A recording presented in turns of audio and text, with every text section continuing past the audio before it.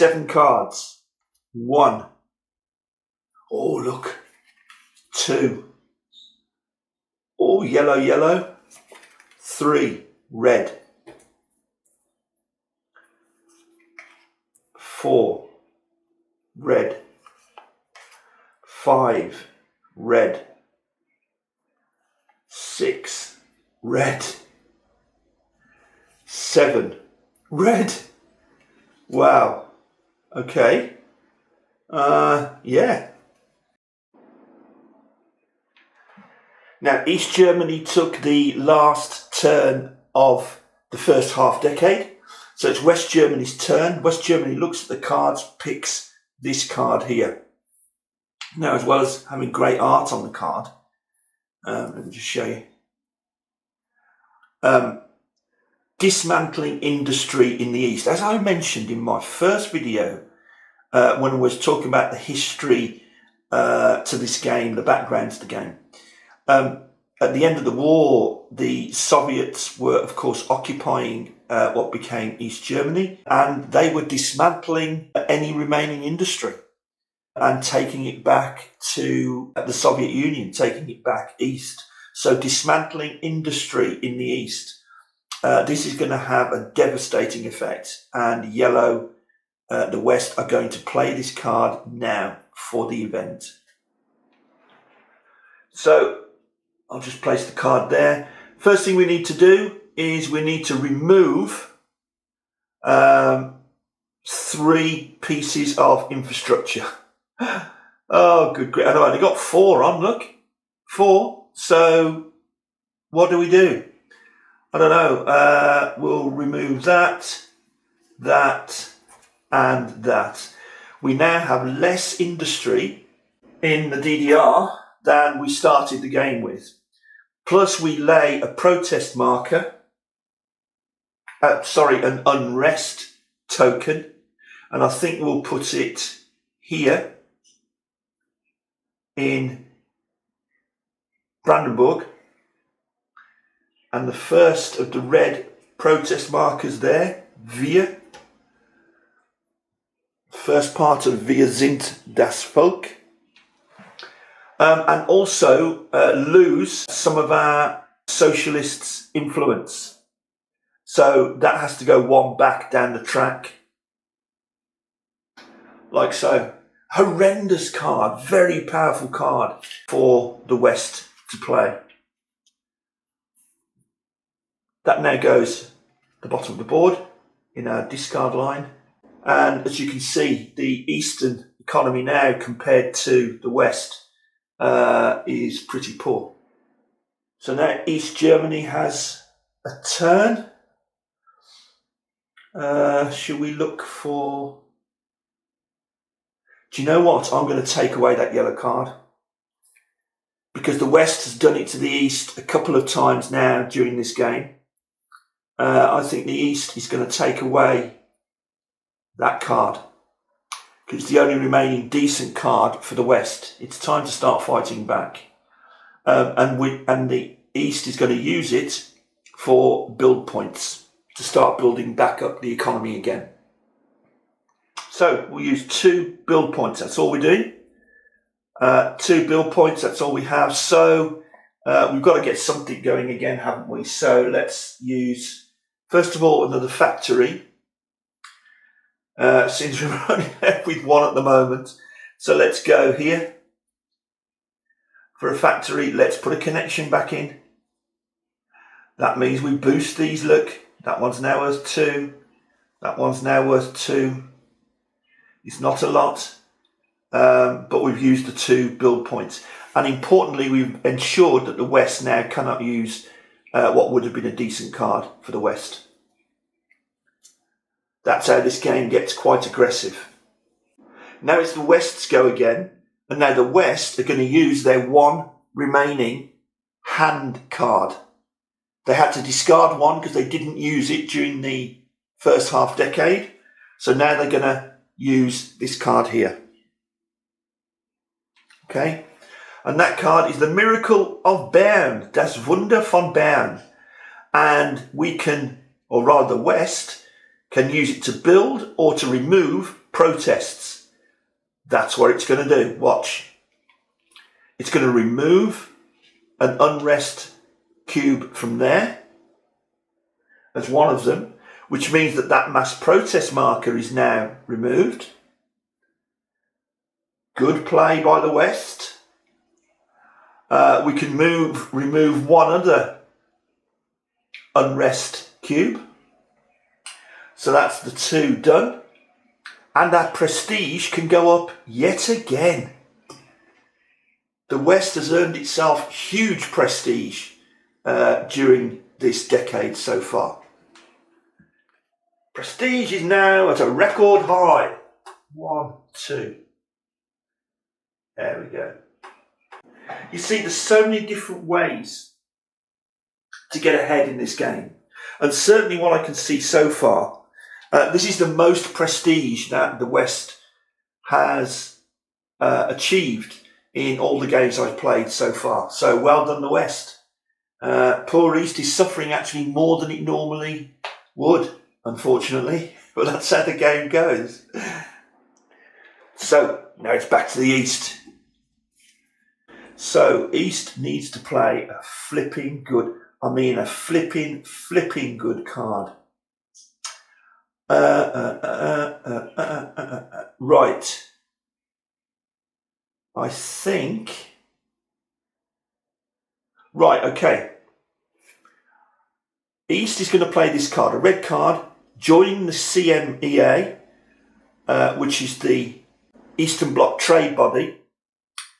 And we're going to play it for our events, like so. Okay, so now we can put, see these 4 build tokens here. Those 2 are for the Czech Republic, and those 2 are for Poland. So on we go. Putting that there. Czechoslovakia. This here. This here. And actually, you know, for the second point, I won't yet build that factory. I'll place a connection instead. I can perfectly well do that for the fourth build point. So I now spin that to 2, spin that to 3. Okay. Thing is though, I've got to add a protest. I don't like that. Oh, sorry. I have to add an unrest. Oh dear. Okay. It's our second unrest that we've laid in the past couple of turns. So I'll put it there.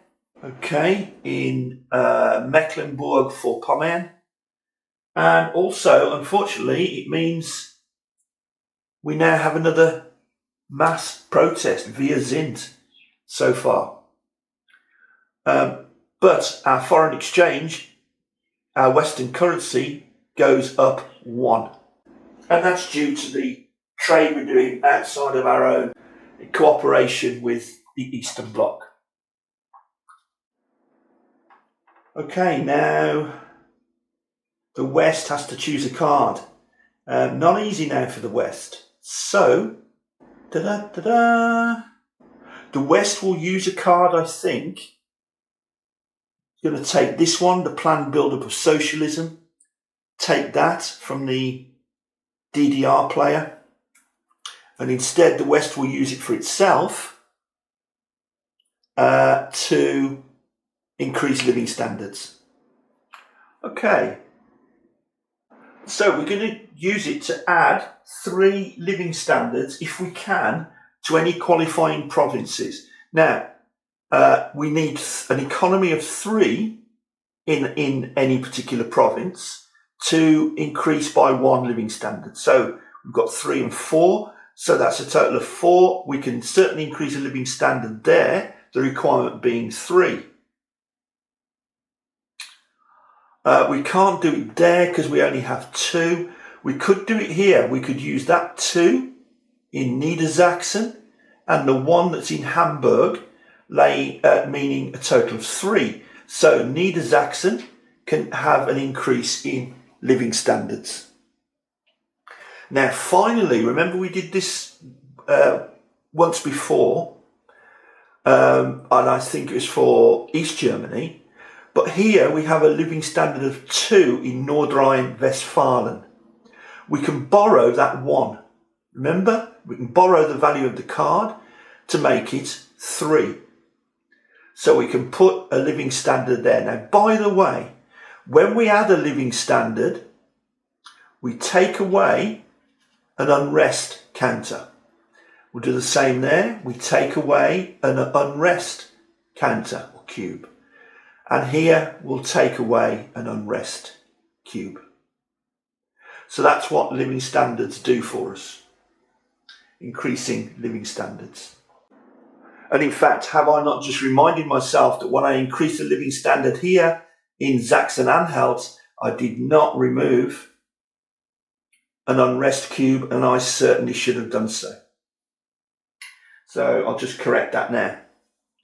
Okay, so that's how we increase living standards, and we did it then in 3 provinces. Now, one more thing we can do. Anytime one of these feeder provinces, look at the Union Jack there, look at the United Kingdom flag. Anytime one of these supporting provinces has a living standard higher than its equivalent sector in Berlin, it can transfer that living standard to Berlin, and it has to go into the relevant sector. So I have just changed that living standard. Let me just, there we go. So I've just transferred that living standard from Nordrhein-Westfalen, which supports the British sector in West Berlin. I've transferred the living standard from there to there because this province had one more living standard than did that sector of West Berlin. So anytime that happens, you can transfer it to there. Therefore, it's this unrest token that's removed and not the unrest token from Nordrhein-Westfalen. So I hope that's clear. The reason we did it was because, once again, that having a living standard here made it one higher than its sector in West Berlin. Therefore, the living standard can be transferred there anytime that happens. Although, and I'm probably going too far into the rules now, it can't have, for instance, a second living standard increased in that sector until the other 2 sectors, the French and the American sectors, have also had a living standard increase. Good move, of good use as well of a red card by West Germany. By the way, for some reason, I just remembered something. A really bad omission earlier on in the game. East Germany, when that first mass protest marker was put down, Wir, in the province of Brandenburg, I should have immediately used my one available socialist, taking the pink cube, to place it on the board, and that socialist activist will remove that one unrest cube and therefore remove once again the mass protest marker. You see, so that's how brilliant these socialists are. This is where socialism is fighting the mass protest. So that protest marker stays in place because there are no other socialist cubes available. I just thought of that then as I was looking across the map. So sorry I left that out earlier. I hope that hasn't confused too many people. So now it's the turn of the East player. We're nearing the end of our first decade. Yes. So I like the ability to be able to move our socialism marker to advanced socialism. I think it's about time we founded the FDJ. That is the East German youth movement.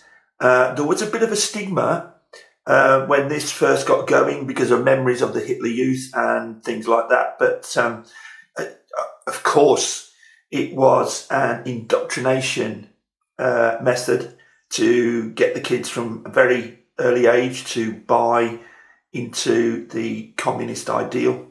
But it was a very successful organisation, actually. Okay, so let's see what we can do with this. So there we are. I'll just place that down there. We're going to use it to play the event. And the first icon on the event is unrest in West Germany. So we can place an unrest in West Germany. Now, really, the West German player would be placing this. So he will place it there. Okay, so it doesn't do, if you like, too much harm. And we can remove an unrest from East Germany. So, without doubt, we're going to remove an unrest from Mecklenburg-Vorpommern, because that would allow us to remove the last of our mass protest tokens. So peace is restored in the north there. And the next thing we're going to do is move our socialism marker 2 points upwards. 1, 2, like so. The trick now is for the West to find the better one of these. The West has got to choose one of these two. I think the best thing for the West to do is choose the best one for the East. In other words, to remove it from the East being able to play it. And that's probably this one. Oh, the East would like any of those. Probably best to remove that one, I think.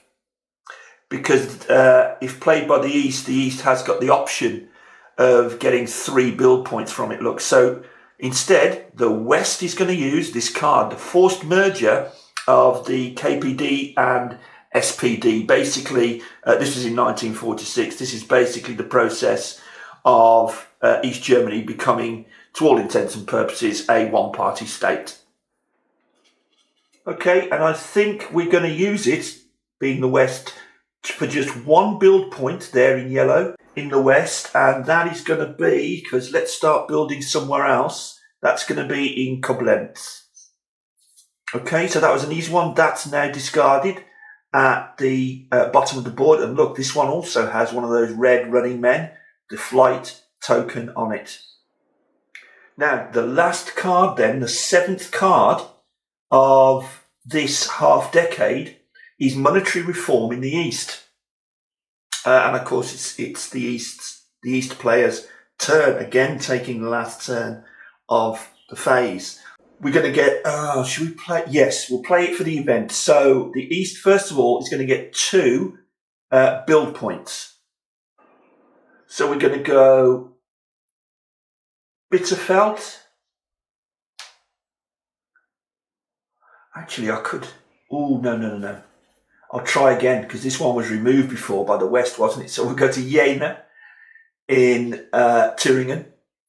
And for our second build point, we'll make the connection with Czechoslovakia, which bumps that up to 2 and that up to 2. Hey. That's cool. And meanwhile, I'll go and move, although I won't move the camera, but I'll go and move our Western currency track up 1 space. Okay, so that's sort of how we ended our first decade.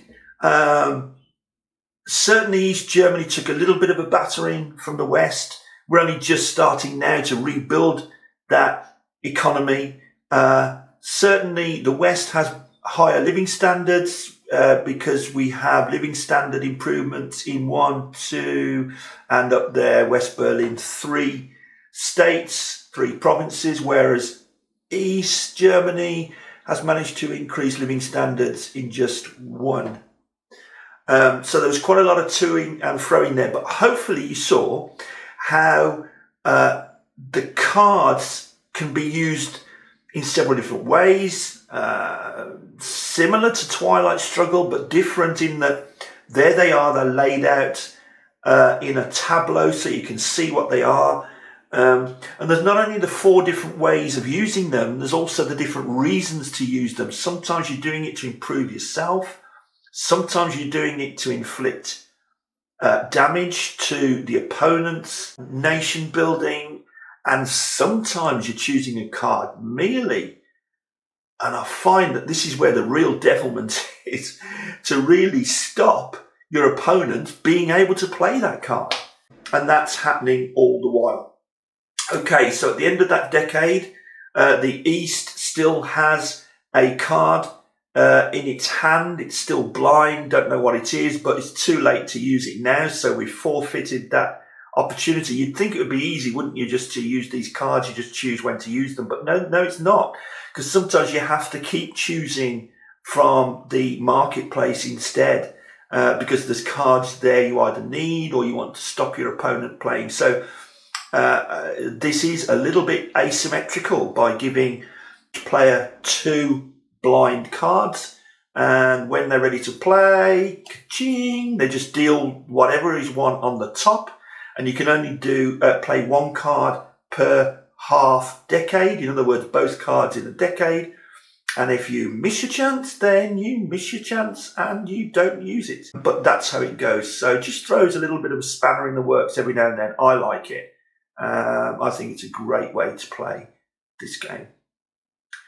Okay, and the other thing that gets discarded finally is the first decade special card for the East. We simply never needed to use it. Now, if this is game 7, I've just started playing, because certainly I can't remember whether I've played 5 times or 6 times. So if this is game 7, I think as the East has used this card in the first decade maybe 3 times out of the 7.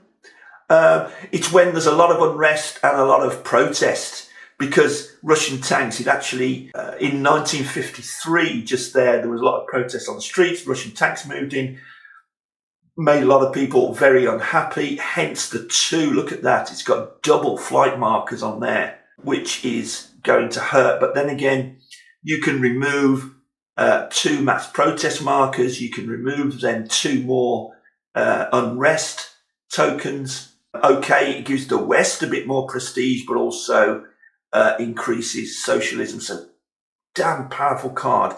But as has happened several times, the East did not have the call to use this card in this first decade for this particular game.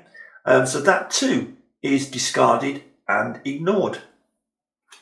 And the only other thing to mention is at one point the West played this card, which was a dual card, and on it there in the top right corner, the look, and there here, it had the pink police powers badge. So this is a Stasi card, basically. So we're just going to set that to one side, because that will come into play very, very shortly. Because now it's time for the end of decade reckoning. Now, the end of decade reckoning. We will start to run through all of the different phases of the end of decade reckoning. And this is where they start here. We'll go through each phase one by one and try to explain them as fully as we can. And this reckoning happens at the end of every decade. Therefore, in a full game, it's going to happen 4 times, and tons of important things are going to happen here. Now, first of all, we see the marker at the top is by the running man. There it is. So the first thing we're going to look at is flight. Okay, so first of all, a close-up of our flight track. And this is the flight track, and it's at the bottom of the board. And there's our little flight marker there. We always reset him to 0 at the end of every reconciliation phase, at the end of the decade. But first of all, we need to follow these instructions here. We're going to look at how many flight symbols we have on the discarded cards. Remember those? We're then going to look at police powers. How many times have we had to use police powers? We're going to look at how high the living standards are in West Germany, and all these things are going to cause, see the arrows coming this way, are going to cause more people to flee from the DDR. But then we're going to look at our own living standards. Have any of our own living standards lifted high enough to actually push us back one? But then mass protest, how much mass protest do we have in East Germany? That's going to cause more people to flee the country. Or how much mass protest do we have in West Germany? That's going to lessen the amount of people, or reduce the amount of people that are fleeing from our country. So there's a little bit to do here. So I'm going to zoom out just a little bit again and see how we get on. And I wonder, can we see all our cards? Yes, that's it. So when I was saying we discard our cards at the bottom of the board in a nice long row, that's how I mean it. So these are all the cards that we've played during this decade. So first of all, we're looking at that fleeing person here.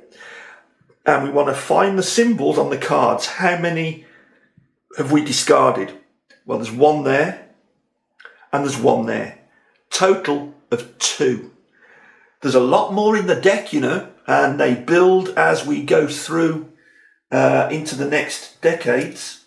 And I'm happy now that we didn't use this card, if you remember, the special card, because there'd have been 2 more fleeing people to add to that, which would have given us 4s. But at the moment, we're on 2. So we move it up 1, 2, like so. Now, what we're looking for is red police powers. Okay, red police powers. That's a red emblem. There are 2 types of police powers. There's red and there's pink.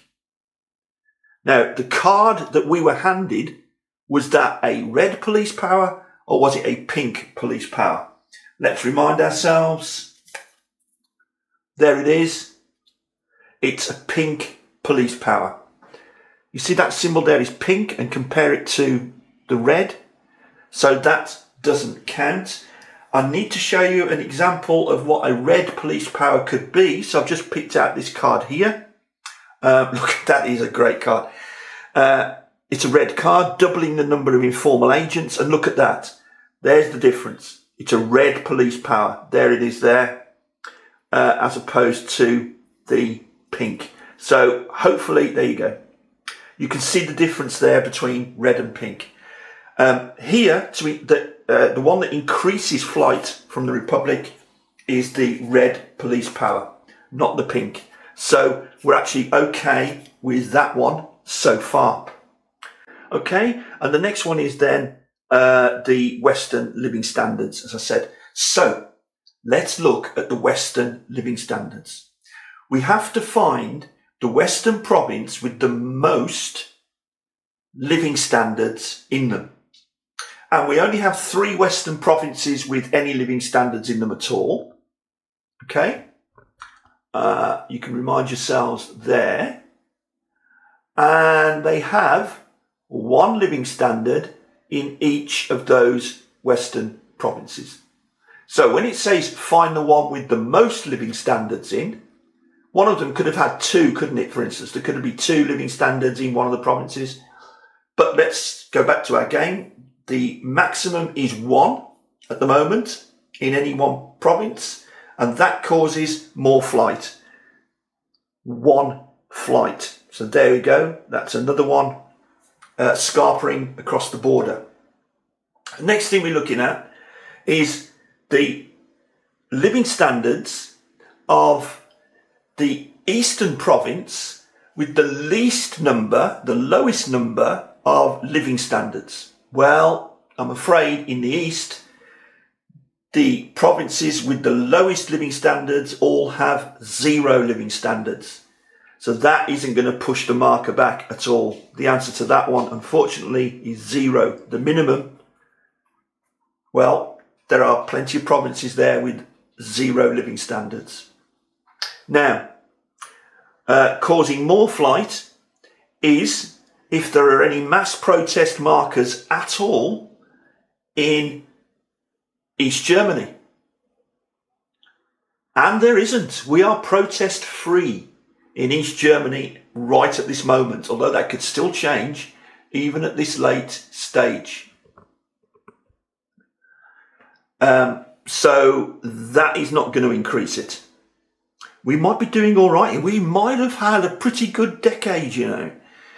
Then, are there any protest markers in West Germany? Let's just have a double check. We removed the last one, didn't we? No, there's not. So that's the answer. That's the answer to the flight question. One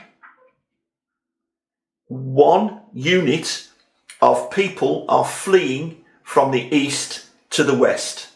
And what that means is we have to dismantle one infrastructure that damages our economy by one infrastructure. Not good. So imagine if we'd have had 3 people in flight from east to west. Luckily, we only had 1 in the end after the reckoning. But that means we still have to dismantle one piece of infrastructure. And I don't know. I'll dismantle that.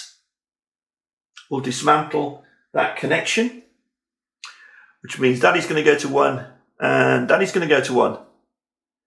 Okay, so that's how it's affected us. And we're going to put the flight marker back to its starting position, ready for the next decade. But you can see how high flight can become. People fleeing West Germany. You'll reach a point where you're thinking, do I build the Berlin Wall to try and stem the flow, or do I not? You don't have to. That is one of the big decisions that you'll be making during this game. Let's take a look at what else we've got in the end of decade reckoning. Okay, so we've done phase 1, which is flight there at the top of the end of decade reckoning. Now phase 2, which is prestige. And we can look at prestige right up here. Now we'll remember that during this decade, the prestige of West Germany rose quite sharply. It started here in the centre and it's moved quite a way to the left. So in the outside world, West Germany is holding most of the prestige, and its reward for doing that is shown on the squares that it covers and the squares that it has passed, not the squares yet to come. So for instance, that's the prestige level for West Germany, and it can now add a unrest cube and remove infrastructure in East Germany. Or it could take one of the actions behind it instead. For instance, these actions here are rundown factories, and there are rundown factory tokens within the game. But I think West Germany will like to add an unrest, and also we'd like to remove a piece of infrastructure. Okay, remove a piece of infrastructure. Oh, this is devastating. Take that one. That now reduces to 2. That reduces to 1. East Germany is being pummeled here. And also add an unrest cube. Where else should we put it? Where should we put an unrest cube? Let's take a look. Let's put an unrest cube here. So that's 4 unrest cubes in Mecklenburg-Vorpommern, which means that we add mass protest there, even at this stage of the game. So that's the prestige phase. On to the next one. Okay, the next one then is Western currency, like so. Now, first thing we do is look at the Western currency. We started on nothing, but we're now on +1. that one toed and froed a little bit during this decade. The next thing we look at now, we're going to see if we can earn any Western currency. And we do that by, we look at all our provinces in West Germany and we look at the worst performing export factory. The export factory in a province is the factory with the highest value. Now, there are some provinces, I can see 3 provinces in West Germany that don't have any factories at all. So certainly no export factories. So the lowest then, the worst performing, are a value of 0. And for every eastern province that can better that, we earn Western currency. And we have a factory in 3 provinces, all of which are higher than 0, of course. So we can earn 3 Western currency. 3. So we're now on +4 for Western currency. Because that means with West Germany, some areas underperforming, there are some things that the West would want to buy or trade with the DDR. So that's how we've earned some Western currency there. The next thing is, we have to see now if we've enough Western currency to support our current living standards in the East. So the East player has a look. We've only one. This is Sachsen-Anhalt here. We only have one province with living standard improvements, and we need one Western currency to support each living standard improvement. So if we'd have improved across the board, we're going to need a lot of Western currency. For each living standard we cannot support with one currency, we have to start running down factories and changing our factories to run down factories. And that's also painful. As you go through each decade, you will see that happening as you start to build your country and try and compete with the West. As we are at the moment, we only need one Western currency unit because we only have one living standard. So with a +4, we're perfectly fine. Now we're moving one further down. We'll go on to police powers. Remember, we had one police powers card given to us during that decade. And because we have that one, even though it's pink, we now have to dismantle one build point. This is so painful. You can see how East Germany is being dismantled.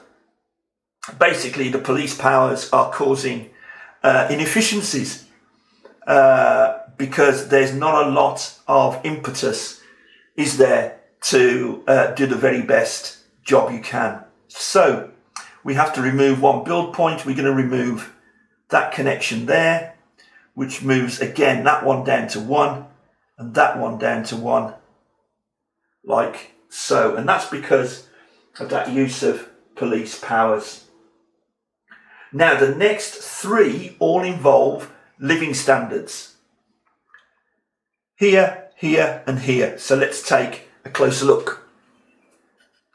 So we move our reckoning marker down.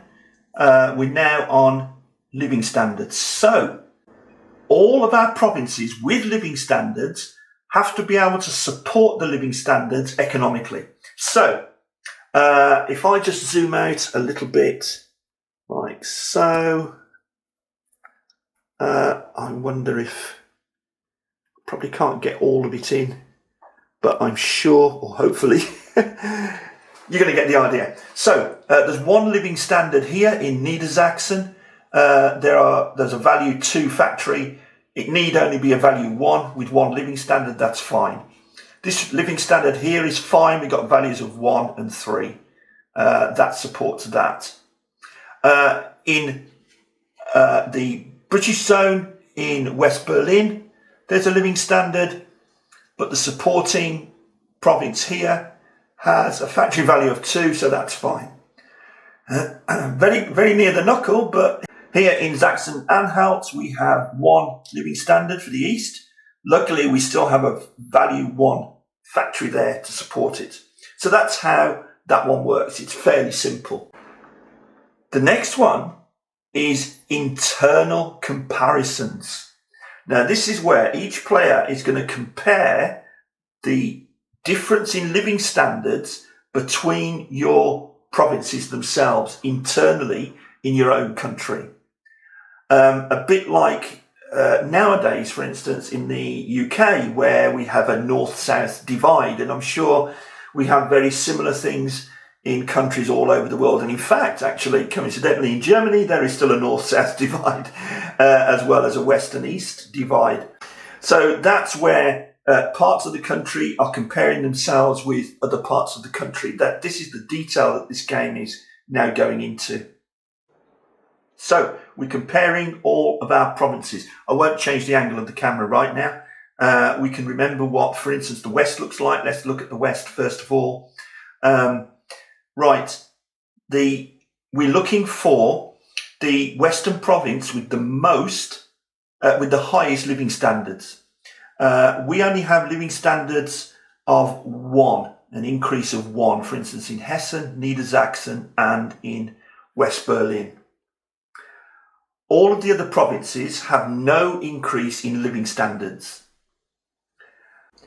So for every province with a lower living standard, we add an unrest counter -1.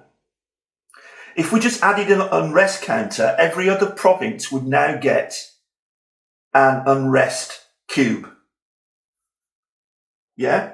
But because the rule is would add an unrest counter -1, none of them are going to get an unrest cube.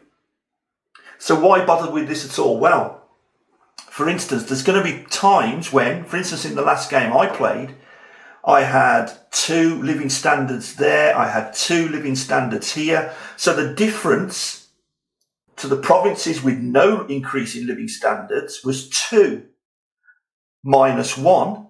So then, yes, all those other provinces were getting 1 unrest cube. Okay, so we find the highest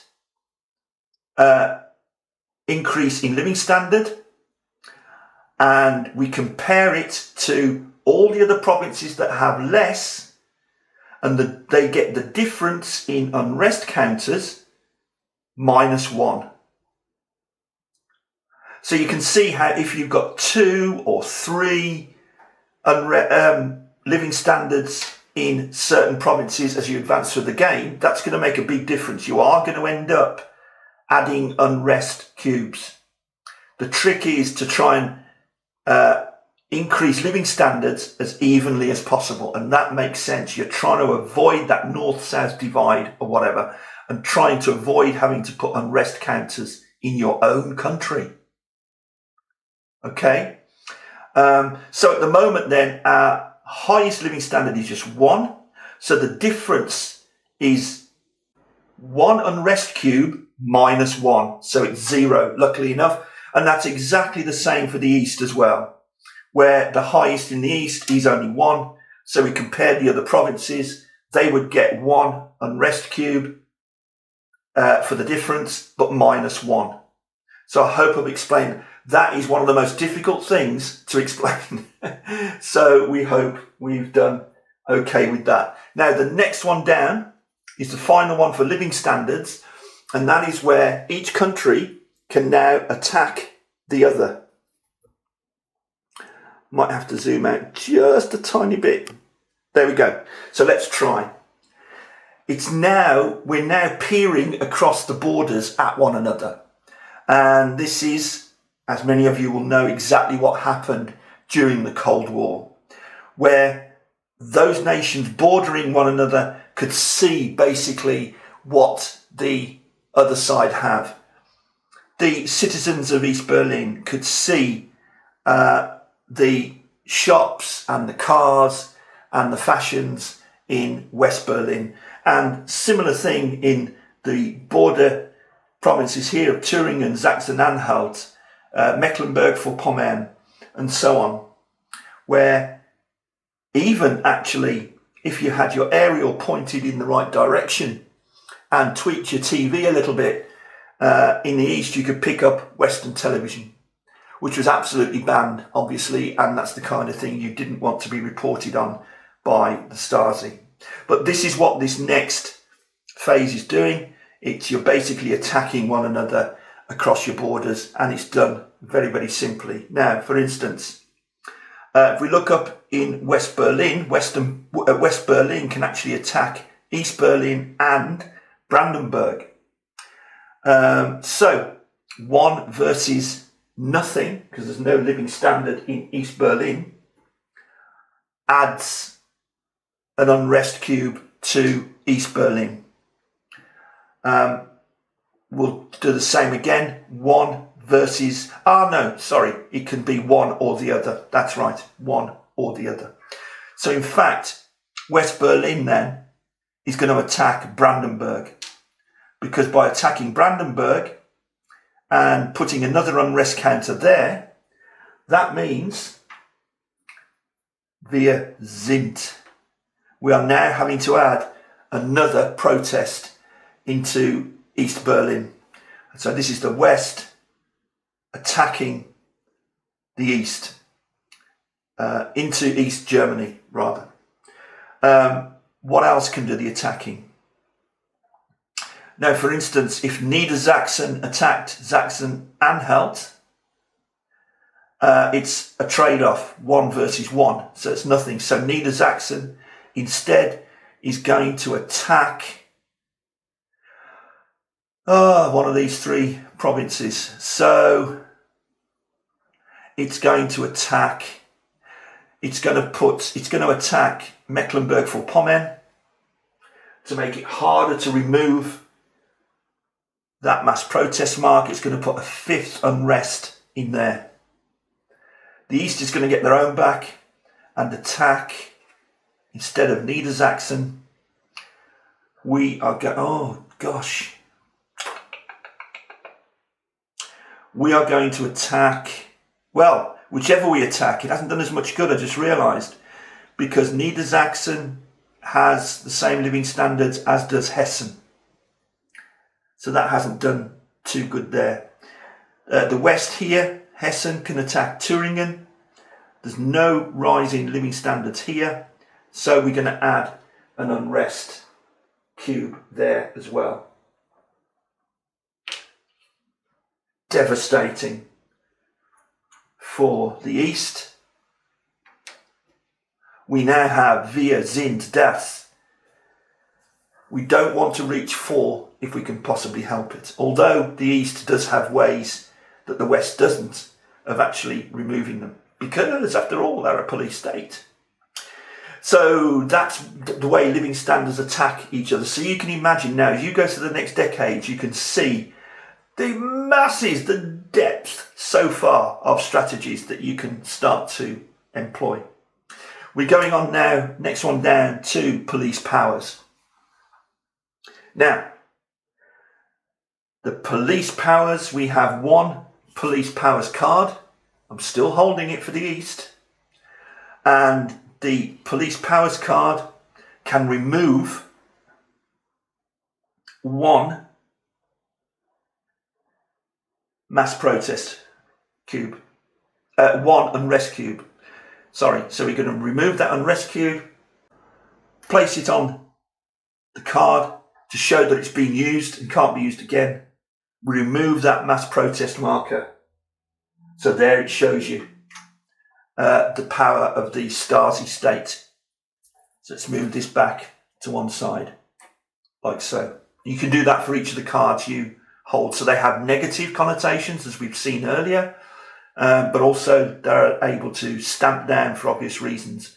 The Stasi was the biggest secret intelligence service, secret police service in history, by the way. there was something like 90,000 or so full-time Stasi agents. That's one for every 180. That's one for every 180 people in the country. And they reckon there could be up to 200,000 or a little below that of informal agents. You know, these are your informers and things like that, giving a total ratio of 1 in 60 agents or informers. Now, just to give that some kind of comparison, the Gestapo during World War II was only 1 in 8,500 of the population, and the KGB during the worst times was only 1 in 600, something like that, compared to 1 in 60 in East Germany. The most police state of police states on the face of the earth. Okay, so on a lighter note, we're going to move straight to the penultimate one. Here you go, look. Now, this is socialism. So we look at the socialism track, and unfortunately, it's only on 1. It can go up to 3 or 4, look. And it's always good as the East German player to try and keep that pushed up as far as you can. But that means we now receive 1 pink socialism marker, which goes in the Sozialismus holding box. And we've immediately got to use that now to remove some unrest. So we immediately got to put it on the board. There's no option in that. You have to do that. And we're going to go bang, put it there, look. Because socialism takes the place of one of the unrest counters. I love that mechanic. And then finally, the last box on the end of decade reckoning track is Wir sind das Volk ? So we're looking at the West. Any protests? Are there 4 protests? No, there aren't. We're looking at the East. Any protests? Yes. Are there 4? No, there are 2. Wir sind. But we got close. Had there been 4 protest markers in the East, then the West would have won. Had there been 4 protest markers in the West, the East would have won. And finally, it's worth saying, if at the end of any decade reckoning, the East has 4 protest markers and the West has 4 protest markers, then on that occasion, the East would still win. There are other win conditions as well, but I won't go into them now. So there we go. That's Wir sind das Volk, a full playthrough of the first decade. A difficult game to master, and the outcomes are very, very varied. It's actually slightly more difficult to win as the West, believe it or not. But there's big decisions to be made by each and every nation. So if you've liked this short series of videos, then please like the video. That's always great, and please subscribe if you possibly can, because that's going to help a huge amount. I've enjoyed making it, and I hope you've enjoyed watching it. Thanks very much. See you very, very soon. Bye-bye.